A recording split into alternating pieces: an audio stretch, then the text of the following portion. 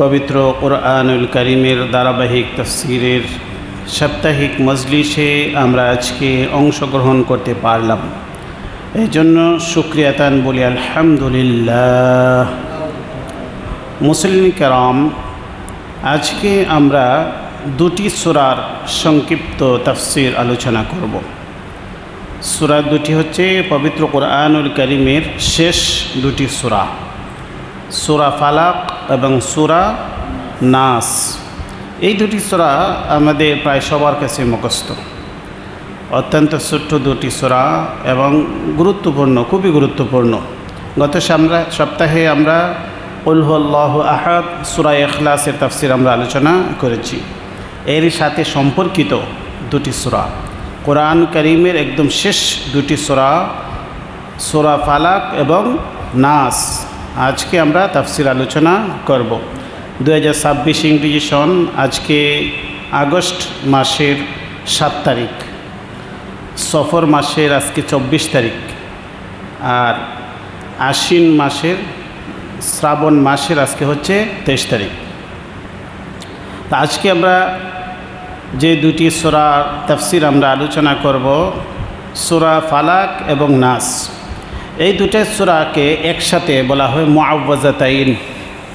রাসূল করিম সাল্লাল্লাহু আলাইহি ওয়াসাল্লাম এই দুটি সূরাকে বলেছেন মুআওয়াযাতাইন, এমন দুটি সূরা যে সূরার মাধ্যমে আল্লাহর কাছে আশ্রয় প্রার্থনা করা হয়। আল্লাহর কাছে আশ্রয় প্রার্থনার দুটি সূরা, এই জন্য এই দুটি সূরার নাম হচ্ছে মুআওয়াযাতাইন। এই মুআওয়াযাতাইন তাআউয, আউযু, ওসিসে আমরা আমাদের দেশে বলি কি তাওয়িজ। আমরা কি বলি? তাওয়িজ। বিপদে আপদে পড়লে আমরা কি করি? তাওয়িজ সংগ্রহ করি, গায়ে অনেকে তাওয়িজ বাঁধেন। মূলত এই দুটি সূরাই হচ্ছে তাওয়িজ, আমাদের রক্ষা কবচ। এই জন্য আমরা যদি মানুষের অনিষ্টতা থেকে, জিন্নাতের অনিষ্টতা থেকে এবং যারা হিংসুকদের হিংসা থেকে যদি আমরা বাঁচতে চাই, সর্বপ্রকার জাদুটনা থেকে যদি আমরা বাঁচতে চাই, তাহলে নিয়মিত এই দুটি সূরা আমরা তেলাওয়াত করব। তো এই দুটি সূরার তাফসীরের দিকে যাওয়ার আগে এই দুটি সূরার ফজিলত সম্পর্কে আমরা জেনে নেই। ও রাসূল করিম সাল্লাল্লাহু আলাইহি ওয়াসাল্লাম বলেন, সূরা কুল হুয়াল্লাহু আহাদ, সূরা ইখলাস, ওয়াল মুআওয়াযাতাইন অর্থাৎ সূরা ফালাক এবং নাস, হিনা তুসবিহু ওয়া হিনা তুমসি সালাসা মাররাত, এই তিনটি সূরা কুল হুয়াল্লাহু আহাদ, কুল আউযু বিরাব্বিল ফালাক, কুল আউযু বিরাব্বিন নাস, এই তিনটি সূরা যদি আমরা 3 বার করে পাঠ করি, তাকফিকা মিন কুল্লি শাইইন, পৃথিবীর যাবতীয় সব কিছুর অনিষ্টতা থেকে, খারাপি থেকে আল্লাহ বলেন, এটা রাসূল বলেন, এটা তোমার জন্য যথেষ্ট হয়ে যাবে। তাকফিকা মিন কুল্লি শাই, সর্বপ্রকার অনিষ্টতা থেকে তুমি নিরাপদ হয়ে যাবে।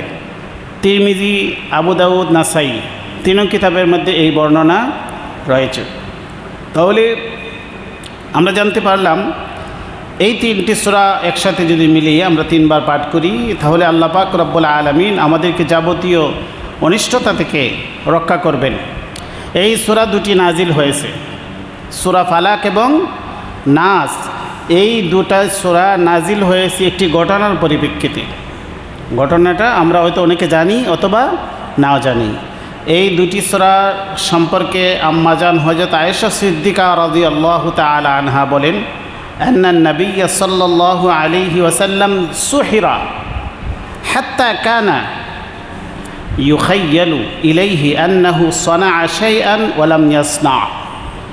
তিনি বলেন, হযরত আয়েশা সিদ্দিকা রাদিয়াল্লাহু তাআলা আনহা বলেন, রাসূল করিম সাল্লাল্লাহু আলাইহি সাল্লামকে জাদু করা হয়েছিল। সুহিরা মানে রাসূলকে কী করা হয়েছিল? জাদু করা হয়েছিল।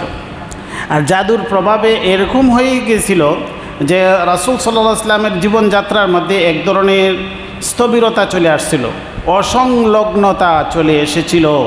রাসূল করিম সাল্লাল্লাহু আলাইহি ওয়াসাল্লাম অনেক জিনিস মানে করেও এটা করছেন কিনা, এই কাজটা করছেন কিনা বলতে পারতেন না, না করেও বলতেন এটা করছি, আর করার পরেও বলতেন এটা করি না। এরকম রাসূলের জীবনে পরিবর্তন এসেছিল। তাহলে এটা রাসূলের দুনিয়াবি যা মানে সাংসারিক কাজের মাঝে পরিবর্তন আসছিল, কিন্তু নবুয়তের কোনো কাজের উপর এর কোনো প্রভাব পড়ে নাই। এটা তো আল্লাহর পক্ষ থেকে আল্লাহ হেফাজত করেছেন। নবুয়তের কাজের মধ্যে রাসূলের কোনো পরিবর্তন আসে না, এর জাদু কোনো ক্রিয়া করতে পারে নাই। জাদু ক্রিয়া করছে রাসূল করিম সাল্লাল্লাহু আলাইহি ওয়াসাল্লামের বাহ্যিক অবস্থার উপর। এর পরিপ্রেক্ষিতেই এই জাদু থেকে মুক্তির জন্যই আল্লাহ পাক রব্বুল আলামিন এই দুইটা সূরা নাজিল করেছেন। এই হচ্ছে এই দুই সূরা নাজিলের প্রেক্ষাপট। বিস্তারিত তাফসীরের কিতাবের মধ্যে রয়েছে যে কীভাবে রাসূল করিম সাল্লাল্লাহু আলাইহি ওয়াসাল্লামকে জাদু করেছিল। এই জাদু করেছিল ইহুদিদের পক্ষ থেকে। রাসূল করিম সাল্লাল্লাহু আলাইহি ওয়াসাল্লামের কাছে একটি বালক, ছোটো বালক আসা যাওয়া করতো, কাজ রাসূলের কাজের মাঝে হেল্প করতো, সহযোগিতা করতো। তো তার মাধ্যমে রাসূল করিম সাল্লাল্লাহু আলাইহি ওয়াসাল্লামের ব্যবহৃত চিরুনি সে সংগ্রহ করে। ইহুদি জাদুকির লাবিদ ইবনে আসাম তার নাম ছিল, কিন্তু তৎক্ষণাৎ রাসূল তার নাম বলেন নাই তার নিরাপত্তার জন্য। পরবর্তীতে এটা ফাঁস হয়ে গেছে। লাবিদ ইবনে আসাম ইহুদি রাসূল করিম সাল্লাল্লাহু আলাইহি ওয়াসাল্লামের ব্যবহৃত চিরুনি সংগ্রহ করেছে। তারপরে সে একটি তাগার মধ্যে 11টা গিট দিছে, প্রতিটা গিটের ভিতরে একটি করে সুই রাখছে, জাদু মন্ত্র পাঠ করছে। এরপরে এই গিট দেওয়া 11টি গিট রাসূলের ব্যবহৃত চিরুনি খেজুরের যে কভার থাকে ওইটার উপর বসছে। এরপরে ওইটা নিয়ে পার্শ্ববর্তী একটি কুয়া B-1 এই কুয়ার মধ্যে পাথর চাপা দিয়ে রেখে দিয়েছিল। আর এই জাদুর প্রভাবে রাসূল করিম সাল্লাল্লাহু আলাইহি ওয়াসাল্লামের উপর যেন একটি পাথর চাপা পড়েছিল। অত্যন্ত কষ্ট হয়েছে। কোনো বর্ণনায় রয়েছে 6 মাস পর্যন্ত এই জাদুর প্রভাব রাসূল করিম সাল্লাল্লাহু আলাইহি ওয়াসাল্লামের উপর ছিল। এক পর্যায়ে এসে আল্লাহর পক্ষ থেকে জিবরাইল আলাইহিস সালাতু ওয়াস সালাম আসলেন, এসে এই দুটি সূরা রাসূল করিম সাল্লাল্লাহু আলাইহি ওয়াসাল্লামকে নাজিল করে দিয়ে গেলেন। এই দুই সূরার মধ্যে মোট আয়াত সংখ্যা হচ্ছে কতটা? 11টা। এই জাদুগির 11টা গিট দিয়ে রাসূলকে জাদু করেছিল। এর মোকাবেলায় আল্লাহ 11টা আয়াত নাজিল করলেন। দুইটা সূরার মধ্যে আয়াত সংখ্যা কত? 11টা। রাসূল করিম সাল্লাল্লাহু আলাইহি সাল্লাম একদিন আম্মাজান হযরত আয়েশা সিদ্দিকা রাদিয়াল্লাহু তাআলা আনহাকে বলেন যে আমার কি রোগ হয়েছে এটা আল্লাহ আমাকে জানিয়ে দিয়েছেন এবং এর সমাধানও আমি পেয়ে গেছি। কি বলে? আমাকে জাদু করা হয়েছে। তো কীভাবে? এটার সমাধান কি বলে? দুজন ফেরেশতা আমার কাছে আসলেন। দুজন ফেরেশতা এসে একজন আমার মাথার পাশে বসলেন, আরেকজন আমার পায়ের কাছে বসলেন। একজন আরেকজনকে জিজ্ঞেস করতেছেন এই লোকের রূপটা কি? তখন আরেকজন জবাব দিচ্ছেন যে ওনাকে জাদু করা হয়েছে। কিভাবে জাদু করছে সব বিস্তারিত একজন আরেকজনের কথোপকথনের মাধ্যমে প্রকাশ পেয়েছে। কে জাদু করছে সেটাও তারা বললেন। এর সমাধান কি? যে সমাধান হচ্ছে এই দুইটি সূরা আল্লাহর পক্ষ থেকে নাজিল হলো, যে এই দুইটি সূরা পাঠ করে যদি ওই B-1 একটি কুয়ার মধ্যে যে এইরকম ওনার মাথার চিরুনি সহ 11টা গিট দিয়ে রাখা হয়েছে, এটা যদি ওই কুয়া থেকে উদ্ধার করে এই গিটগুলা যদি এক একটা আয়াত পরে পরে এই গিটগুলা যদি খোলা হয় তাহলে এই ব্যক্তি মুক্তি পাবে। রাসূল করিম সাল্লাল্লাহু আলাইহি সাল্লাম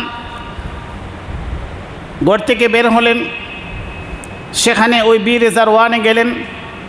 গিয়ে তিনি দেখেই এই কুয়াটা চিনে ফেললেন যা আমাকে আল্লাহর পক্ষ থেকে এই কুয়াটাই দেখানো হয়েছে। তারপরে লোকজনকে নামাইলেন। এই কুয়ার নিচ থেকে পাথরের চাপা দেওয়া এই খেজুরের ছাল বের করে আনা হলো। এরপরে ওই 11টা গিট পাওয়া গেল তাগার মধ্যে এবং চিরুনি পাওয়া গেল।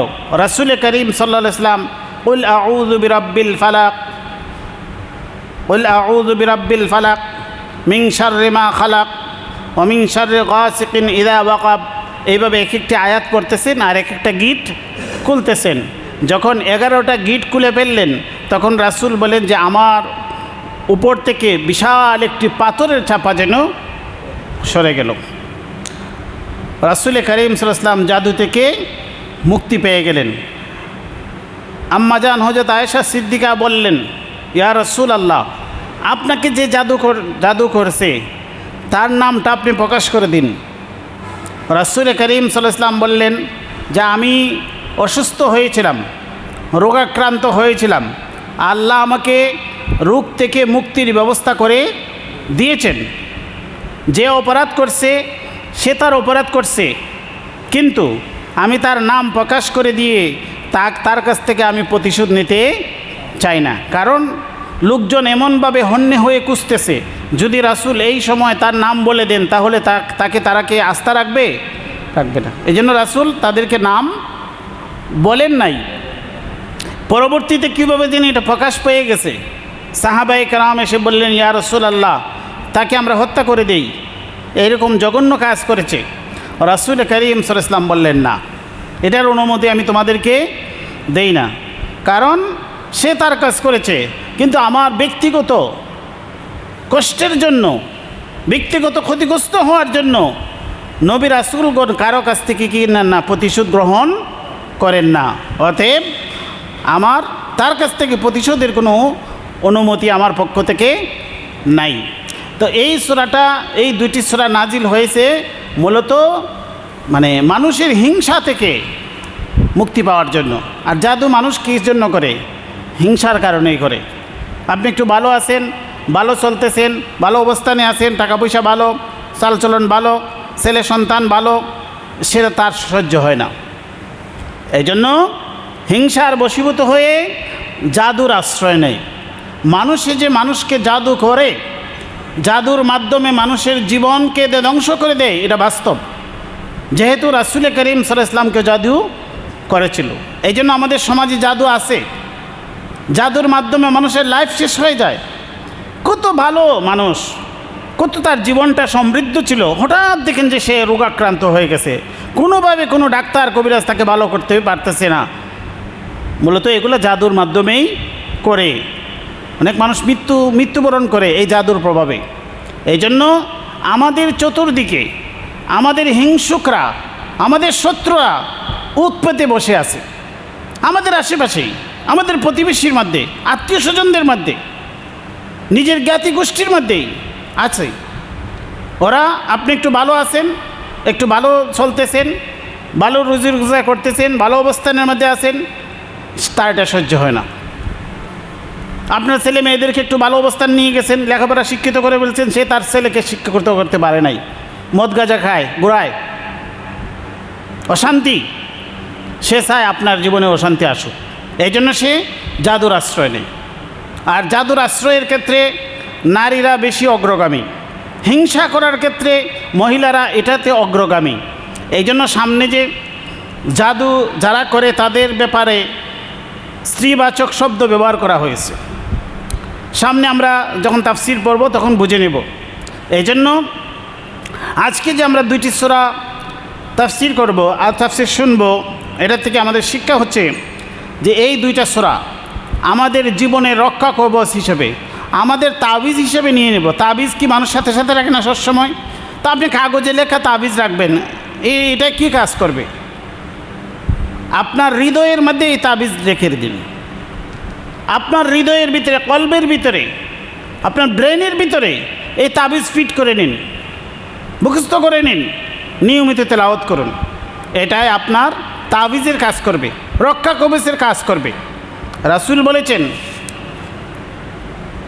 যে তাকফিকা মিন কুল্লি শাই, সর্বপ্রকার অনিষ্টতা থেকে এটা তোমার জন্য যথেষ্ট হয়ে যাবে।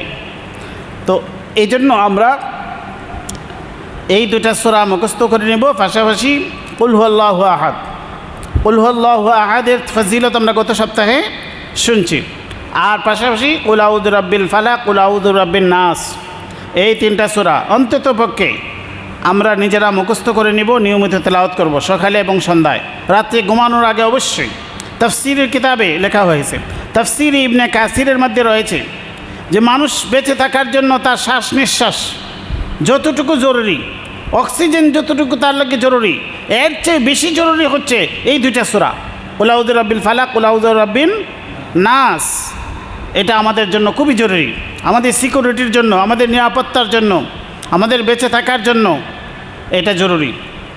তো আল্লাহ বলেন কুল, হে নবী আপনি বলুন, আউযু বিরাব্বিল ফালাক, আমি আশ্রয় গ্রহণ করছি বিরাব্বিল ফালাক, প্রভাতের রবের, বিরাব্বিল ফালাক, ফালাক মানে ভোরবেলা, রাত্রির আধার কেটে গিয়ে সকালবেলায় কী হয়, সূর্যোদয় হয়। ভোরবেলার প্রভাত বেলার রবের আশ্রয় আমি গ্রহণ করছি। কুল আউযু বিরাব্বিল ফালাক, ফালাক মানে ভোরবেলা, সকালবেলা। আল্লাহ কি শুধু সকালবেলার রব, বিকালবেলার রব নন, দুপুরবেলার রব নন, রাত্রিবেলার রব নন, সব। কিন্তু এখানে কেন বলা হয়েছে রব্বিল ফালাক, ভোরবেলার রব? এর অর্থ হচ্ছে যে রাত্রি, গভীর রাত্রিতে মানুষের জন্য অনেক ঝুঁকিপূর্ণ থাকে। যারা জাদুগির তারা রাত্রির অন্ধকারকে বেছে নেয়। গভীর রজনীতে জাদুগিররা মানুষের উপর জাদু করে। আর এই রাত্রিকে আল্লাহ উধাও করে দিয়ে, রাত্রির অন্ধকারকে মুছে দিয়ে আল্লাহ ভোরের আগমন করেন।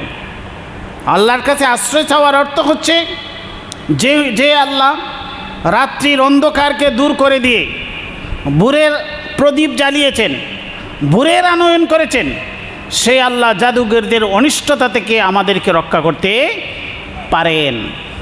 এই জন্য আমরা বলি কি কুল আউযু বিরাব্বিল ফালাক, আল্লাহ আমাদেরকে শিক্ষা দিয়েছেন, বলুন কুল আউযু বিরাব্বিল ফালাক। জাদুটা অন্ধকার, জাদুটা কি? এটা অন্ধকার, এটা অনিষ্ট, হিংসা অন্ধকার ডেকে আনে, এটা অন্ধকার। তা আল্লাহর কাছে মুক্তি কামনা চাওয়া, আল্লাহর কাছে মুক্তি চাওয়া, আল্লাহর আশ্রয়ে চলে যাওয়া, এটা হচ্ছে আলো, এটা হচ্ছে বর্ষা, ভোরবেলা। কুল আউযু বিরাব্বিল ফালাক, হে নবী আপনি বলুন আউযু, আমি আশ্রয় প্রার্থনা করি বিরাব্বিল ফালাক, যিনি ভোরের রব, ভোরবেলার রবের আমি আশ্রয় গ্রহণ করছি। মিন শাররি মা খালাক, তিনি যা সৃষ্টি করেছেন তার সৃষ্টি জগতের, তার সৃষ্টি বস্তুর যাবতীয় অকল্যাণ থেকে। মিন শাররি মা খালাক, তিনি যা সৃষ্টি করেছেন তার যাবতীয় সৃষ্টি বস্তুর অনিষ্টতা থেকে আল্লাহর কাছে আমি কী চাই? আশ্রয় চাই। ওয়া মিন শাররি গাসিকিন ইযা ওয়াকাব, আর গভীর রজনীর অনিষ্টতা থেকে আমি আল্লাহর কাছে আশ্রয় গ্রহণ করি। ইযা ওয়াকাব, যখন এই রাত্রি অন্ধকার এসে যায়, যখন এই রাত্রি গভীর অন্ধকার এসে যায়, এই রাত্রির অনিষ্টতা থেকে আল্লাহর কাছে আমি আশ্রয় গ্রহণ করি। কারণ এই রাত্রির বেলায় গভীর রজনীতে এই জাদুগিররা জাদুর মন্ত্র তারা ব্যবহার করে, এবং যত চোর সন্ত্রাস, যত ধরনের হিংস্র জীব জানোয়ার, এগুলা রাত্রিবেলা বেরিয়ে পড়ে, গভীর রজনীতে বেরিয়ে পড়ে। এই রাত্রির অনিষ্টতা থেকে আল্লাহর কাছে আমি আশ্রয় গ্রহণ করছি। মিন শাররি মা খাল মিন শাররি গাসিকিন ইযা ওয়াকাব, এবং রাত্রির অনিষ্টতা থেকে যখন রাত্রি গভীর হয়, অন্ধকার গভীর হয়, এই গভীর রজনীর অনিষ্টতা থেকে আমি আল্লাহর কাছে আশ্রয় গ্রহণ করছি, আল্লাহর কাছে আশ্রয় প্রার্থনা করছি। ওয়া মিন শাররিন নাফাসাতি ফিল উকাদ, আর ওই সমস্ত জাদুগিরদের অনিষ্টতা থেকে আল্লাহর কাছে আমি আশ্রয় গ্রহণ প্রার্থনা করছি। নাফাসাতি ফিল উকাদ, উকাদ মানে গিট, টাকার মাঝে গিট দেয়। যারা যে সমস্ত জাদুগিররা গিটের মধ্যে ফুঁক দিয়ে মানুষের অনিষ্ট করে, ওই সমস্ত অনিষ্টকারী জাদুগিরদের অনিষ্টতা থেকে আমি আল্লাহর কাছে আশ্রয় গ্রহণ করছি। এখানে ওই যে নাফাসাত শব্দটি এসেছে নারীবাচক, স্ত্রীলিঙ্গ। তাফসীরের কিতাবে লেখা হয়েছে জাদু যারা করে তারা পুরুষও হতে পারে, নারীও হতে পারে। এখানে যদিও নারীবাচক শব্দ এসেছে, কিন্তু অনুবাদের মাঝে ব্যক্তি লিখেছেন, এটা নারী পুরুষ উভয়ই হতে পারে। তবে যেহেতু যুগে যুগে যারা জাদুর কাজ করেছে এর মধ্যে বেশি অংশ নারী, সরাসরি নারীরা যদিও মানে জাদুগিরি না, কিন্তু জাদুর ব্যবস্থা মানুষের উপরে হিংসা চরিতার্থ করার জন্য ওই জাদুটনার পিছনে মহিলারা বেশি ঘুরে। এই জন্য নাফাসাত শব্দ আল্লাহ ব্যবহার করেছেন। ওয়া মিন শাররিন নাফাসাতি ফিল উকাদ, এবং আমি আশ্রয় গ্রহণ করছি আল্লাহর কাছে মিন শাররিন নাফাসাত, অনিষ্টতা থেকে, নাফাসাতি ফিল উকাদ, যারা এই গিটের মধ্যে কী দেয়, গ্রন্থির মধ্যে ফুঁক দিয়ে জাদু করে। ওয়া মিন শাররি হাসিদিন ইযা হাসাদ, আর আমি আল্লাহর কাছে আশ্রয় প্রার্থনা করছি ওয়া মিন শাররি হাসিদিন ইযা হাসাদ, হিংসুকদের অনিষ্টতা থেকে। ইযা হাসাদ, যখন সে হিংসা করে, হিংসুক যখন হিংসা করে, এই হিংসুকের অনিষ্টতা থেকে আল্লাহর কাছে আশ্রয় প্রার্থনা করছি। যারা হিংসুক সে চতুর্দিকে আমাদের জন্য উৎপেতে থাকে, কখন তার হিংসা চরিতার্থ করবে, হিংসুকরা কখন যে তার হিংসা চরিতার্থ করবে, কিভাবে কোন পদ্ধতিতে হিংসা চরিতার্থ করবে, এটা আমাদের জানা নাই। সে আপনাকে শারীরিকভাবে মানসিকভাবে জাদুর মাধ্যমে অথবা আপনার বদনাম রটিয়ে দিয়েও আপনার ইজ্জত সম্মান নষ্ট করে সে তার হিংসা আপনার প্রতি চরিতার্থ করতে পারে। এজন্য হিংসুকরা কোন পদ্ধতিতে কিভাবে আপনার উপর তার হিংসা চরিতার্থ করবে সেটা আমাদের জানা নাই। এজন্য আল্লাহর কাছে আশ্রয় প্রার্থনা করছি। ওয়া মিন শাররি হাসিদিন ইযা হাসাদ, হিংসুকদের অনিষ্টতা থেকে যখন সে হিংসা করে। তাহলে প্রথম এই ফালাক সূরার 5টি আয়াত আমরা কি করলাম, শুনে নিলাম, তাই না? এরপরের আয়াতের মাঝে 6 আয়াত, প্রথম সূরার মাঝে 5 আয়াত, আর এরপরের সূরার মাঝে 6 আয়াত। 5 আর 6 কত? 11। এরপরে 2 নম্বর সূরা, বিসমিল্লাহির রহমানির রহিম, কুল আউযু বিরাব্বিন নাস। আল্লাহ বলেন, হে নবী আপনি বলুন, আউযু বিরাব্বিন নাস, আমি আশ্রয় প্রার্থনা করলাম, আমি আশ্রয় গ্রহণ করলাম বিরাব্বিন নাস, যিনি মানুষের রব। আল্লাহ কি শুধু মানুষের রব, অন্যান্য জীব জানোয়ারের রব নয়? কিন্তু এখানে বলা হয়েছে বিরাব্বিন নাস। এখানে তো আমরা মানুষ হিসেবে আমরা আল্লাহর কাছে আশ্রয় প্রার্থনা করছি, বিশেষভাবে এটা বলা হয়েছে বিরাব্বিন নাস। আর আগে বলা হয়েছে বিরাব্বিল ফালাক, এটা ছিল একটি সৃষ্টি বস্তু, এটা একটা বস্তু ছিল। আর এখানে বলা হয়েছে আউযু বিরাব্বিন নাস, মানুষের রব। অন্য একটি সাধারণ সৃষ্টি বস্তু ছিল আগেরটা, আর এখন সরাসরি মানুষের কথা বলা হয়েছে। এখানে আগে যে আশ্রয় প্রার্থনা করা হয়েছিল সেটা ছিল বাহ্যিক ক্ষতি, বাহ্যিক অনিষ্টতা। আর এখন যে আশ্রয় প্রার্থনা করা হবে এটা হচ্ছে রুহানি অনিষ্টতা, আধ্যাত্মিক অনিষ্টতা। এই জন্য এখানে নাস শব্দ ব্যবহার করা হয়েছে। কুল আউযু বিরাব্বিন নাস, হে নবী বলুন আমি আশ্রয় প্রার্থনা করছি বিরাব্বিন নাস, মানুষের রবের, মালিকিন নাস এবং মানুষের অধিপতির, ইলাহিন নাস এবং মানুষের মাবুদের। তিনটি গুণ বৈশিষ্ট্য এখানে আল্লাহর বলা হয়েছে। আল্লাহ মানুষের রব, আল্লাহ মানুষের অধিপতি,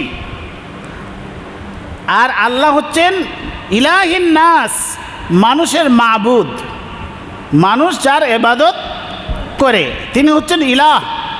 তাহলে এই তিন বৈশিষ্ট্য আল্লাহর মধ্যে, একমাত্র আল্লাহর মধ্যে আছে, পৃথিবীর আর কারো মধ্যে এটা নেই। কুল আউযু বিরাব্বিন নাস, মালিকিন নাস, ইলাহিন নাস, মানুষের রব, মানুষের অধিপতি এবং মানুষের মাবুদের কাছে আমি আশ্রয় প্রার্থনা করছি। কোন জিনিস থেকে? মিন শাররিল ওয়াসওয়াসিল খান্নাস, অনিষ্টতা থেকে। ওয়াসওয়াসিল খান্নাস, খান্নাসের ওয়াসওয়াসা থেকে, কুমন্ত্রণা থেকে, খান্নাসের কুমন্ত্রণা থেকে। আল্লাযী ইউওয়াসওয়িসু ফি সুদুরিন নাস, যে ওয়াসওয়াসা দেয়, কুমন্ত্রণা দেয়, ফি সুদুরিন নাস, মানুষের অন্তরে, মানুষের অন্তরে, মানুষের অন্তরে কুমন্ত্রণা দানকারী খান্নাসের অনিষ্টতা থেকে আল্লাহর কাছে আমি আশ্রয় প্রার্থনা করছি। খান্নাস কি? খান্নাস মিনাল জিন্নাতি ওয়ান নাস, জিন্নাতের মধ্য থেকে, জিনের মধ্য থেকে খান্নাস, আর মানুষের মধ্য থেকে খান্নাস, যে যার কাজ হচ্ছে মানুষের অন্তরে কুমন্ত্রণা দেওয়া। এই কুমন্ত্রণা দানকারীকে আল্লাহ বলেছেন কি? খান্নাস। এটা মানুষের থেকেও হয়, জিনের মধ্য থেকেও হয়। জিনের মধ্য থেকে শয়তান আর মানুষের মধ্য থেকে দুষ্ট লোক, এরা উভয় কি? খান্নাস। মানে খান্নাস শব্দের অর্থ হচ্ছে যে যে তার কাজ সম্পাদন করে সে পিছনে আত্মগোপন করে, পিছনে সরে যায়। খান্নাস, সে নিজেকে আড়াল করে ফেলে, তারে ধরা যায় না। তো শয়তান যে কুমন্ত্রণা দেয়, শয়তানকে আমরা খুঁজে পাই, সে কিন্তু কুমন্ত্রণা দিয়ে সে কেটে পড়ে। অন্য হাদিসের মাঝে আছে যে মানুষের অন্তরের ভিতরে শয়তান মানে বাসা বেঁধে বসে থাকে। যখনই মানুষ আল্লাহকে স্মরণ করে, জিকির করে, তখন সে এখান থেকে চলে যায়। আবার যখন মানুষ জিকির থেকে গাফিল হয়ে যায়, আল্লাহর নাম স্মরণ করে না, তখন সে আবার এখানে ফিরে আসে। এই জন্য তার নাম হচ্ছে খান্নাস। সে এক জায়গার মাঝে স্থির থাকে না, সে বারবার পালিয়ে যায়, আবার সে চলে আসে। তো খান্নাস এটা জিন শয়তান, মানুষ শয়তান। মানুষের মধ্যে থেকেও এই খান্নাস আছে, আবার জিনের মধ্যে থেকেও শয়তান খান্নাস আছে। তো খান্নাসকে খান্নাস কেন বলা হয়? যে এরা এমনভাবে কাজ করে যে এদেরকে দরছোয়ার মধ্যে পাওয়া যায় না। তো মানুষের মধ্যে থেকে, জিন্নাতের মধ্যে থেকে শয়তান তো এরকমই।